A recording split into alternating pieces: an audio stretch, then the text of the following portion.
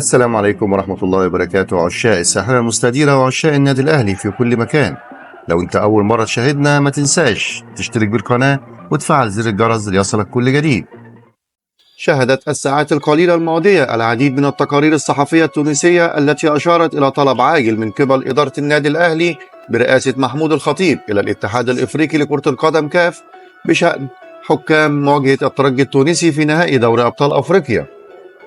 وذكرت تقارير صحفية تونسية مساء الأمس مفاجأة من العيار الثقيل بشأن الطلب الذي تقدم به مسؤول النادي الأهلي إلى الاتحاد الإفريقي لكرة القدم كاف لعدم إسناد مباراة الترجي التونسي في لقاء الذهاب إلى طاقم تحكيم من شمال أفريقيا ومنحها إلى طاقم تحكيم أفريقي.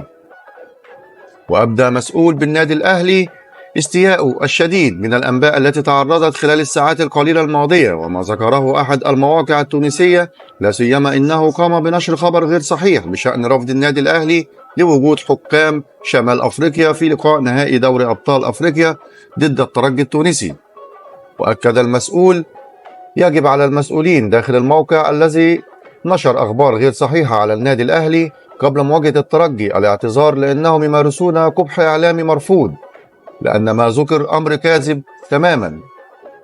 وأشار إلى أن المسؤولين داخل النادي الأهلي لن يفكروا في مخاطبة الكاف ولم يتحدث في ملف المنشطات أو نقل مباراة من عدمه. كل ما يصار كلام فارغ وكذب، وهناك أقاويل تنسب للنادي الأهلي عارية تماما من الصحة.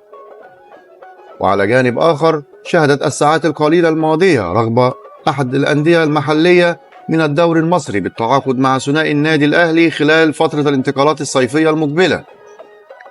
وصرح مصدر مسؤول بالنادي الأهلي أن نادي زد اف سي فتح مفاوضات شفهية مع إدارة النادي الأهلي من أجل التعاقد مع الثنائي أحمد الكندوسي المعار إلى صفوف سيراميكا كليوباترا، بالإضافة للدولي التونسي محمد الضو كريستو.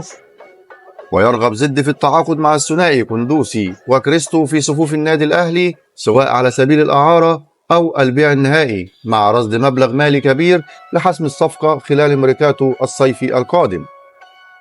وفي الوقت ذاته يرغب محمود الخطيب رئيس النادي الأهلي والمشرف على قطاع الكرة بالقلعة الحمراء في عودة الجزائري أحمد الكندوسي إلى صفوف المارد الأحمر بالموسم القادم بعد تألقه الكبير مع سيراميكا كليوباترا، إلا أن المدير الفني السويسري مارسيل كولر يضع هذا الملف محل دراسة. وفي المقابل يرحب المدرب السويسري مارسيل كولر برحيل التونسي محمد الضو كريستو في الصيف المقبل بعد التنسيق مع لجنة التخطيط في ظل استبعاده من حسابات الخواجة خلال اللقاءات الماضية. وعلى جانب آخر، تشهد الفترة الحالية داخل النادي الأهلي بعض الصدامات بين نجوم القلعة الحمراء والمدير الفني السويسري مارسيل كولر بسبب استبعاد بعض اللاعبين عن تشكيل الفريق. وكان محمد مجدي قفشة صانع ألعاب الفريق أول النجوم التي تتصدر المشهد داخل القلعة الحمراء بسبب اعتراضه بشكل عنيف على قرارات المدير الفني ليتم خروجه من قائمة الفريق في آخر مباراتين الإسماعيلي والجونة. ورغم استبعاد قفشة من حسابات كولر، إلا أن حسام حسن يمنح ثقة كبيرة في إمكانيات نجم الأهلي، ولن تؤثر أزمته مع كولر على انضمامه لمعسكر الفراعنة القادم. بالتوفيق للنادي الأهلي، والسلام عليكم ورحمة الله وبركاته.